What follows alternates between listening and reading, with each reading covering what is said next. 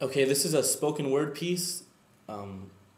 It's my final project for Ethnic Studies 103, Environmental Racism, Professor Traci Boyles. The topic is about environmental racism, specifically to Native Indigenous peoples of the U.S. I specifically talk about references from the documentary Drumbeat from Mother Earth. So I'm going to perform this just like if I was at a coffee shop, and I'll do a little introduction and then get to the piece. So, lo que le hacemos a la tierra, le hacemos a nosotros mismos. This is an ancient indigenous quote meaning that what we do to the earth, we do to ourselves. I mention it because right now, as we speak, the earth is being destroyed. And as we destroy the earth, we destroy ourselves.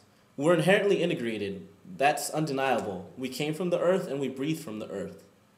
Now, there's nothing mystical about this. How many of you have heard of POPs? Okay, not many. Persistent organic pollutants. They're carcinogenic pollutants, meaning that they're cancer-causing. They're a byproduct of our production, our corporate production, meaning that as we as ordinary citizens and consumers consume these products, we contribute to the production of these chemicals. And these chemicals not only make their way into the earth, but into native food sources such as fish in the rivers. And so those chemicals then make their way into those native bodies. So inspired by what I've shared with you here, I'd like to also share this poem with you on the treatment of native peoples and their land.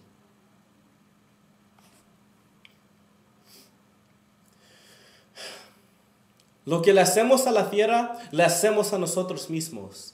What we do to the earth, we do to ourselves. But wait, well, we're just maxing and relaxing, chilling in the car we spend all day waxing. Who cares about taking action? It doesn't affect me, see? Whatever we create, our waste, we can just dump elsewhere. Who cares? Waste from our production, byproducts of our consumption? That's cool, just don't put it in my backyard. But where's the fine line drawn, I ask, when corporate profits take precedence over native lives, when our industrial complex and pleasures cause natives to die, when corporations would rather dump pollution illegally and pay the fee than pay a little bit more, save natives' lives, and dump it correctly, when our self-interest is allowed to tread on their native sovereignty, when corporate responsibility is replaced with native humility. Oh, did I say humility? I meant humiliation. When the sovereign nations of indigenous people are treated like domestic dependent nations.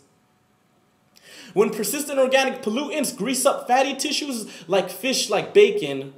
And people who used to fish for a living are forced to find a corporate job that's vacant. And buy into the same system that's taken their very form of life, disrespected it, spat on it. Like a 15-year-old Filipina girl pleasuring her old white customer in a foreign nation. And yet we do nothing, so complacent.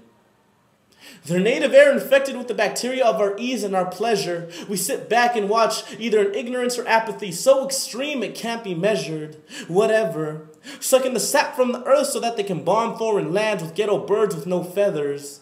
Never thinking about how our own actions contribute to all of this. See? The genocide of native people did not end with colonialization. In fact, colonialization did not even end with the birth of this nation. As a matter of fact, native people still live right next to us, but you just can't see them because they sit way in the back of the bus. Of civil rights, no, their fight is not over. No, the indigenous people have had no closure. See, the Oneida people of Wisconsin, the Anishinaabe people of Minnesota, the Penobot Nation of Maine, the Seminole Nation of Oklahoma, and los Mayas de Guatemala y de Honduras, colonializado y dominado por hombres malos, hombres blancos, mal vestidos de curas. But you see, you don't have to look very far. Just look in your own backyard. Here in San Diego City, where General Atomics manufactures chemical weapons on La Jolla Village in Genesee.